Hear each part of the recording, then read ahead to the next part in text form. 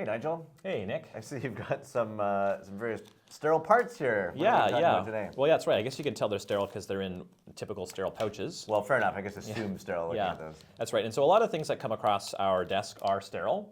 Disposables. Med device.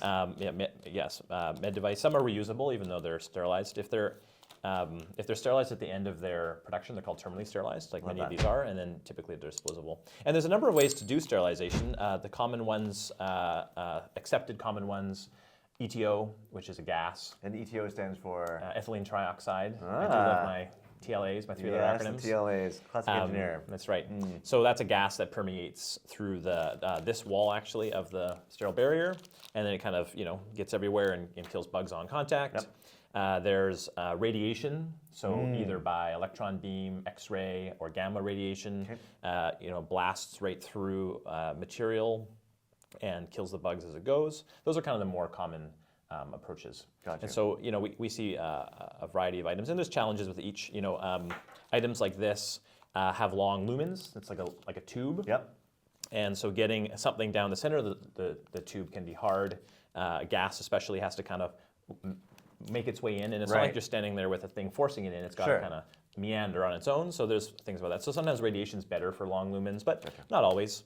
And so it's interesting trying to adapt the radiation style for the shape of the device. Yeah, very cool. And I know that my job often is as a microbiologist is to verify that the sterilization has happened. And I know for us, detecting and challenging that system, in those lumens and looking for indicators that it's happened is also a challenge. How do you know that the gas gets to the center? Exactly. Right. Exactly. And so you can stick little BIs, biological indicators, in the middle if you're doing things like so biological indicator. What's biological indicator? Nick, you should say it because you're like a world expert on this. Well, no, not at all. But there are. So we use biological indicators, which are actually just bacterial spores, right? And then if they get inactivated by whatever your sterilization process is, I take them back to my lab, incubate them, and then if we get growth, guess what? Your sterilization didn't work. So you put in 1 billion cells, and if you come back and there's any left, then it didn't work, basically. 100%. Yeah, interesting. And sticking those down the center is obviously a bit of a challenge. But sometimes you can do it.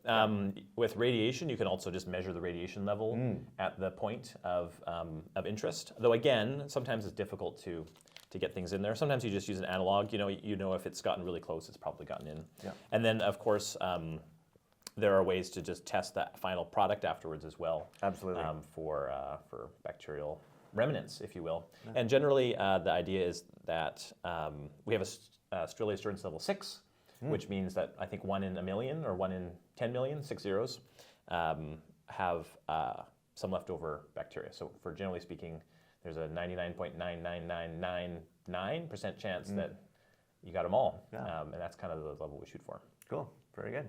Yeah, I always like talking about sterilization. It's fun. Very sterile topic. It's a little dry. A little dry.